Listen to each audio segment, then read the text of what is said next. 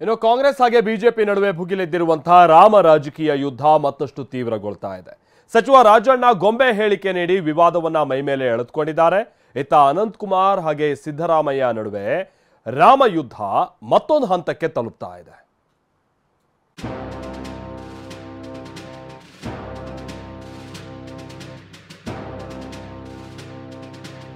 ಒಬ್ಬರು ಸಂಸದರು ಮತ್ತೊಬ್ಬರು ಸಚಿವರು ಅನಂತಕುಮಾರ್ ಹೆಗಡೆ ವಿರುದ್ಧ ಕಾಂಗ್ರೆಸ್ ಕಿಡಿಕಾರ್ತಿದ್ರೆ ರಾಜಣ್ಣ ವಿರುದ್ಧ ಕೇಸರಿ ಪಡೆ ಕೆರಳಿ ಕೆಂಡವಾಗಿದೆ. ನಾಯಕರಿಬ್ಬರು ಕೊಟ್ಟ ಹೇಳಿಕೆಗಳೇ ಈಗ ರಾಮ ರಾಜಕೀಯದ ಹಾಟ್ ಟಾಪಿಕ್. ಇವತ್ತು ಕೂಡ ಇವರಿಬ್ಬರ ಹೇಳಿಕೆಗಳೇ ಅಖಾಡದಲ್ಲಿ ಮಾತಿನ ಯುದ್ಧಕ್ಕೆ ವೇದಿಕೆಯಾಗಿವೆ. ಮೂರ್ಖರು ಕೂಡ ದೇಶದಲ್ಲಿ ಇರ್ತಾರೆ, ಅವ್ರಿಗೂ ಚಪ್ಪಾಳೆ ತಟ್ತಾರೆ.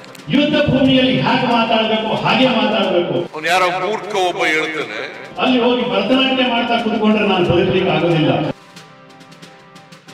ಶ್ರೀರಾಮನ ಇದ್ದಾಗ ನಾನು ಹೋಗಿದ್ದೇನೆ ಅಯೋಧ್ಯೆಗೆ. ಒಂದು ಟೆಂಟ್ ಅಲ್ಲಿ 2 ಗೊಂಬೆ ತಗೊಂಡೋಗಿರ್ಬಿಟ್ಟು ಶ್ರೀರಾಮನ ಇವನೇ ಅಂತ ಹೇಳೋದು. ಅವ್ರಿಗೆ ರಾಮ, ಸೀತೆ, ಆಂಜನೇಯ ಟೂರಿಂಗ್ ಪ್ಯಾಕೇಜ್ ಗೊಂಬೆಗಳ ತರ ಕಾಣ್ತಾ ಇದ್ದಾರೆ. ಅದನ್ನ ಎಲ್ಲರೂ ತಪ್ಪಾಗಿ ಅರ್ಥೈಸಿಕೊಂಡಿದ್ದಾರೆ.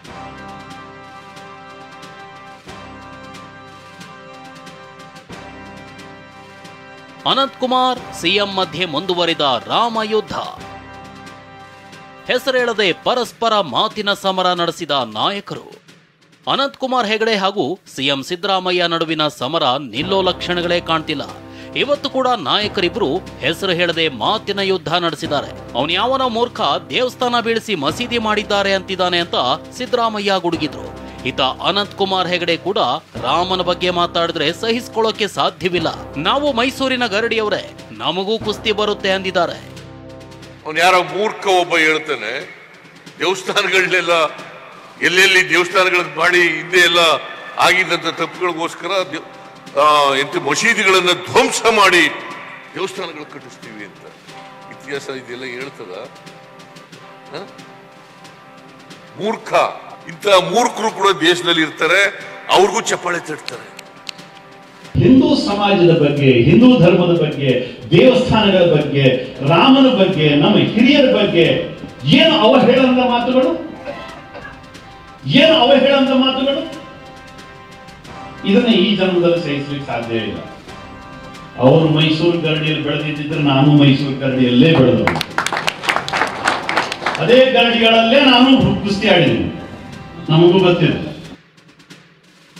ನನ್ನ ಜೊತೆ ಸಂಸ್ಕೃತಿ ಚರ್ಚೆಗೆ ಬನ್ನಿ ಎಂದ ಪ್ರದೀಪ್. ಸಿಎಂ ಸಿದ್ದರಾಮಯ್ಯಗೆ ಸಂಸ್ಕೃತಿ ಬಗ್ಗೆ ಚರ್ಚೆಗೆ ಆಹ್ವಾನಿಸಿದ ಅನಂತಕುಮಾರ್ ಹೆಗಡೆಗೆ ಶಾಸಕ ಪ್ರದೀಪ್ ಈಶ್ವರ್ ತಿರುಗೇಟ್ ಕೊಟ್ಟಿದ್ದಾರೆ.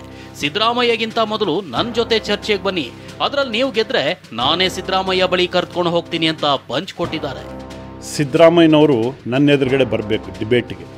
ಸಂಸ್ಕೃತಿ ಅಂದರೆ ಏನು, ಯಾವುದು ಸಭ್ಯತೆ, ಇದರ ಎಲ್ಲದರ ಬಗ್ಗೆ ನಾವಿಬ್ಬರು ಚರ್ಚೆ ಮಾಡಬೇಕು. ಜನರ ಎದುರುಗಡೆ, ಸಾರ್ವಜನಿಕರ ಎದುರುಗಡೆ, ಅದು ಜನ ಪ್ರತ್ಯಕ್ಷವಾಗಿ ನೋಡಬೇಕು. ಕೇಳಕ್ಕೆ ಬಯಸ್ತೀನಿ, ನೀವು ನಮ್ಮ ಸಿದ್ದರಾಮಯ್ಯ ಸಾಹೇಬ್ರ ಜೊತೆ ಚರ್ಚೆಗೆ ಬರೋದಕ್ಕಿಂತ ಮುಂಚೆ ಫಸ್ಟ್ ನನ್ನ ಜೊತೆ ಬನ್ನಿ.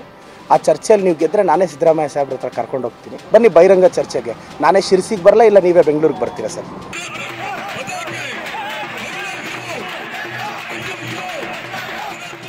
ಇನ್ನು ಅನಂತಕುಮಾರ್ ಹೆಗಡೆ ವಿರುದ್ಧ ಕಾಂಗ್ರೆಸ್ ಇವತ್ತು ಕೂಡ ಪ್ರತಿಭಟನೆ ನಡೆಸಿತು.